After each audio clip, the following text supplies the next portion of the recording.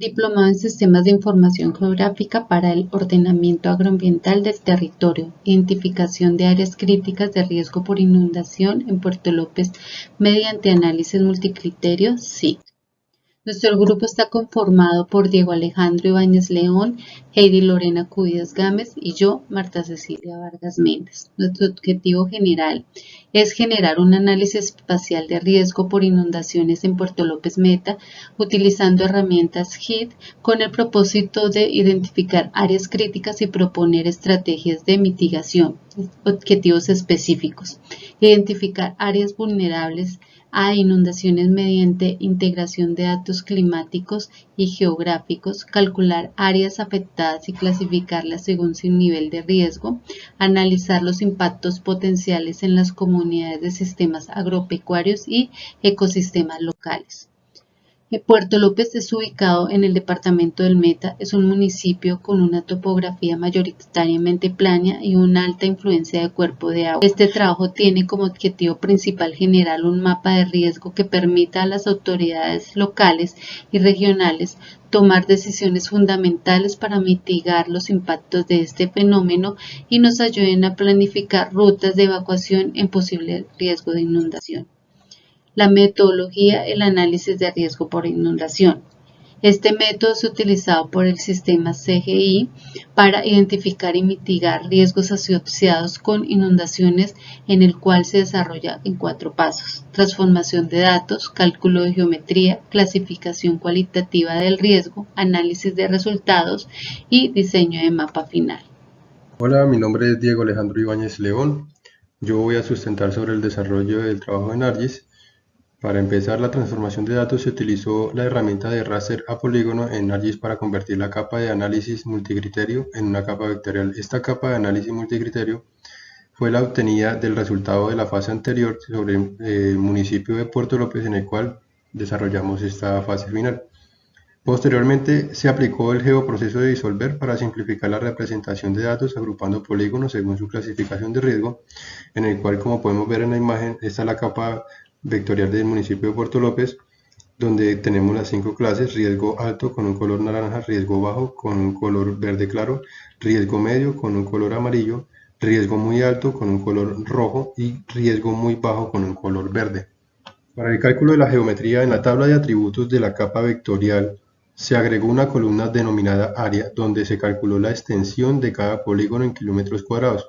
Este paso permitió obtener una visión precisa de la distribución espacial de las áreas afectadas por diferentes niveles de riesgo. En este paso, cuando se agregó la columna de áreas y el nombre para las clases de riesgo, se les colocó el nombre, las 5 clases de riesgo con sus respectivos colores, y se hizo el cálculo de la geometría dándonos pues el resultado en kilómetros cuadrados para cada clase de riesgo. Clasificación cualitativa del riesgo. Se categorizó cada área en niveles de riesgo alto, medio, bajo, con bases en criterios definidos en una tabla de clasificación cualitativa. Aquí podemos ver la capa de la imagen del municipio de Puerto López y pues las 5 clases con los colores organizados de riesgo muy bajo a riesgo muy alto. En la tabla de análisis tenemos gráficos y tablas para identificar áreas críticas, cuantificar impactos y comparar categorías de riesgo en términos de distribución espacial y posibles efectos en comunidades e infraestructura. En el diseño del mapa final se ajustó la simbología de las capas vectoriales para representar claramente las zonas de riesgo. Tenemos la capa del municipio de Puerto López con sus respectivas escalas, su tabla de kilómetros, tiene diseñado su cuadrícula, el logo del norte, este, oeste y sur, en el cual tenemos la leyenda con sus respectivas capas seleccionadas de capa de Puerto López, capa de mapa de riesgo ajustado, la capa de clase de riesgo inundación y las 5 clases que son de riesgo alto, riesgo bajo, riesgo medio, riesgo muy alto, riesgo muy bajo, con sus respectivos colores identificados en el riesgo, y la capa de raster de la línea donde ustedes pueden observar la designación de los trazados de esa capa que se realizó. Cordial saludo, mi nombre es Heidi Cubides. En los resultados tenemos las áreas de alto riesgo, lo cuales representan aproximadamente el 25% del territorio analizado, concentrándose principalmente en zonas cercanas a los ríos Meta y Manacasíes. Estas áreas son propensas a inundaciones debido a su proximidad a cuerpos de agua y a su topografía plana, lo que facilita la acumulación de agua en periodos de lluvias intensas. Los principales impactos son daños recurrentes a viviendas rurales, pérdidas significativas en cultivos como arroz y plátano, los cuales son la base económica de muchas comunidades locales. Afectación de infraestructuras críticas como vías terciarias y sistemas de drenaje. En la figura 5 tenemos el porcentaje de riesgo por inundación. Esta representación gráfica nos permite visualizar cómo se distribuyen estos riesgos en el territorio, facilitando el diseño de estrategias enfocadas en las áreas de mayor vulnerabilidad. En el riesgo por inundación tenemos las áreas de alto riesgo, necesitan intervenciones inmediatas, prioridad, proteger comunidades y medios de subsistencia, acciones claves, infraestructura resiliente, drenaje eficiente y vías de evaluación. Las áreas de riesgo medio y bajo deben ser monitoreadas continuamente. Entonces en la gráfica se muestra en la parte de la leyenda la clasificación dependiendo su riesgo.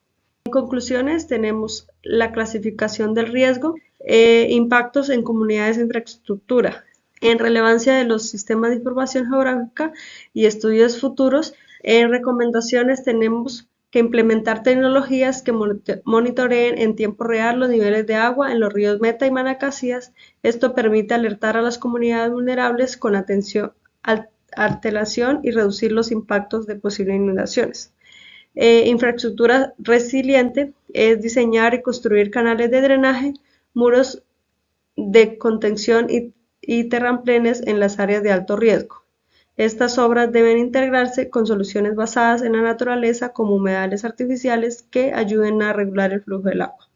Planes de ubicación. Establecer programas de reubicación voluntaria para familias que residen en áreas de riesgo crítico, priorizando su seguridad y bienestar. Tenemos aquí las referencias bibliográficas. Muchas gracias.